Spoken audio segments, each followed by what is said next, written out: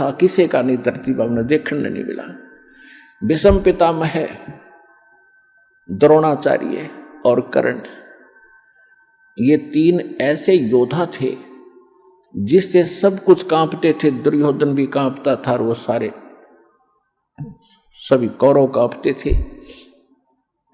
लेकिन उस सभा में वो सारे बैठे और विदुर भी विराजमान था। विदुर जो कौरव पांडवों का चाचा था। अब वहां पर जब उसको नंगा करने लगे, द्रौपदी ने सबसे पुकार की।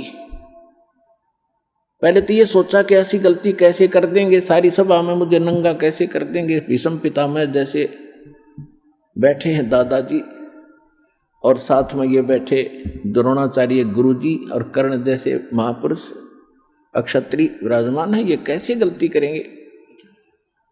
तो जब सबकी तरफ देखा, दुशासन ने उसका पल्ला पकड़ दिया नंगा करने के लिए।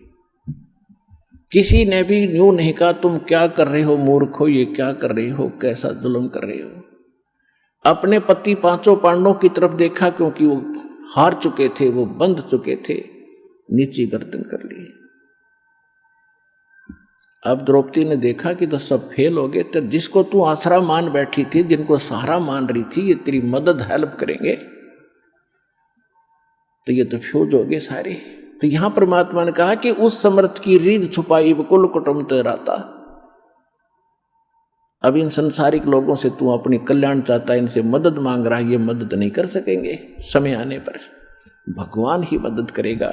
और वो कैसे करेगा? यदि तूने उसके अनुकूल कोई ऐसा कर्म किया होगा तो करेगा। अब उस समय उस सभा में एक व्यक्ति था जिसको हम पंचायती कह सकते हैं और एक धर्मपुत्र कह सकते हैं, विदुर। विदुर ने खड़ा होकर कहा, करे भले आदमियों, तुम क्या करने जा रहे हो? कुछ दुर्योधन अकल से काम ले। बाहर के लोग तुम्हें क्या कहेंगे? अपनी इज्जत अपने हाथों उतार रहे हो। तुम एक ही दादा की संतान हो, तुम अलग अलग नहीं हो। विदुर कहे, ये बंधु तुम्हारा, ये पांडव भी तो आपके ही चचेरे भाई हैं।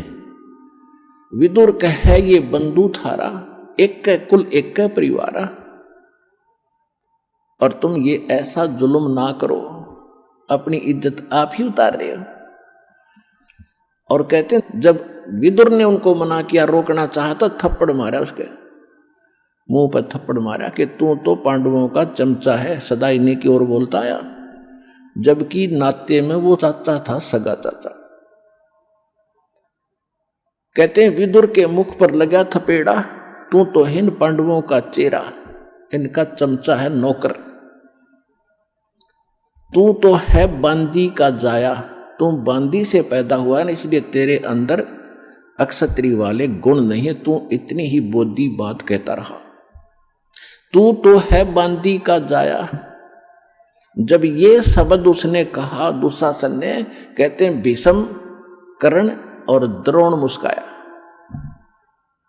अकल देखो उन महापुरुषों की, पंचायत में बैठे हैं और एक लड़का अपने चाचा का थप्पड़ मार रहा है और उसको अपशब्द कह रहा है, और वहां वह बैठे मौजूद व्यक्ति हंस रहे हैं, मुस्कुराए वो।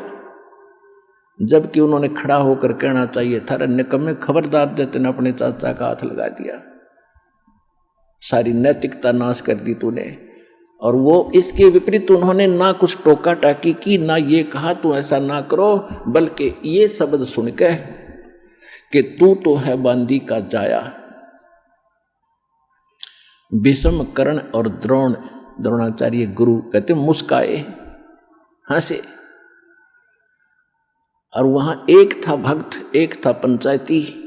उस सभा में पंचायती के एक लक्षण और गुण होते हैं, सच्ची बात कहे, मुंह पे कहे, और उसकी नहीं चले तो उठ कर चला जाना चाहिए, वहां बैठा नहीं रहना चाहिए उस सभा।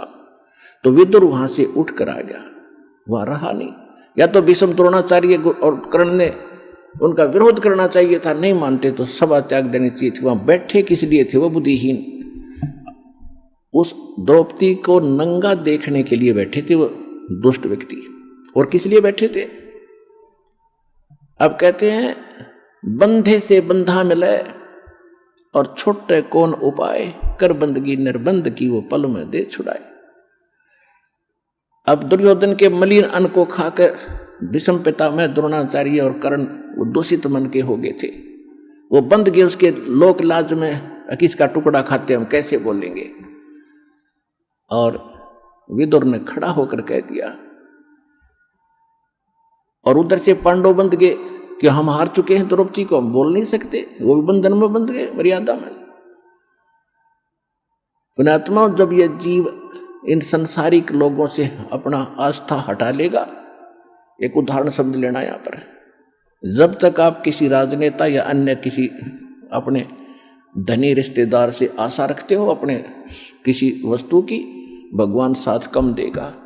जब आप उनसे हटकर केवल एक परमात्मा में आस्था रखकर सच्चे दिल से पुकारोगे तो पता नहीं के